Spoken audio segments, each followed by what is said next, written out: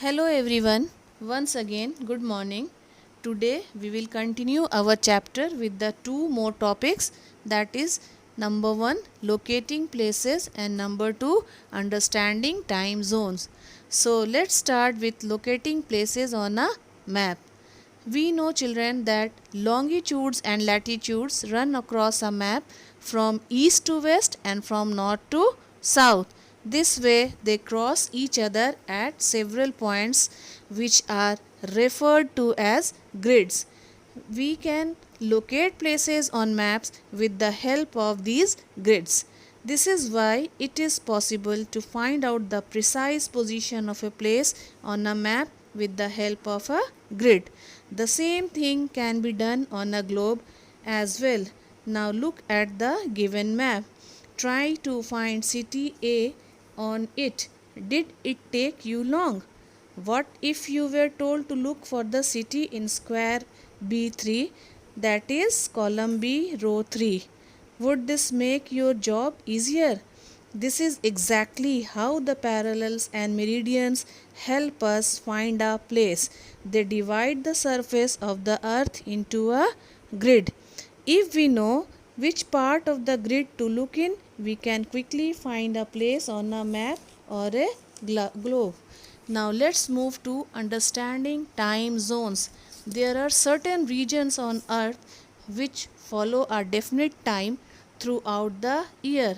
This division is mainly based on borders of countries, and there are around 24 time zones in the world. Now, to make easy to understand meridians and time, tell me that have you watched a cricket match played in another country live on television? Mostly the time there does not match the time in India. For example, when a match starts in the morning in England, it is already afternoon in India, and India and England are on different meridians. So we can say that there is a time difference between places on different meridians. Why? There is a time difference between places on different meridians because they have sunrise and sunset at different times. Places on the same meridian have the same time as they have sunrise and sunset at the same time.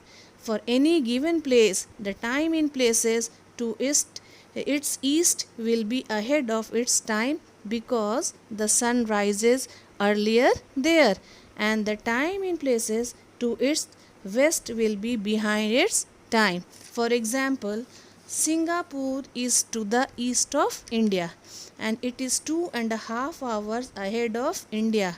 When it is 8 am in India, it is 10:30 am in Singapore.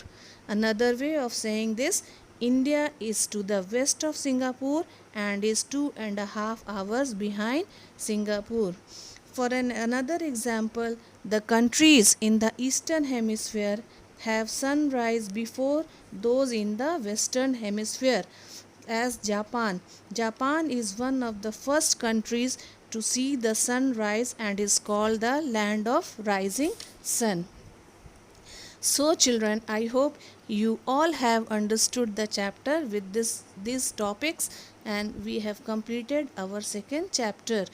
In our next session, we will come up with the exercises, back exercises. Till then, stay safe, stay healthy. Goodbye.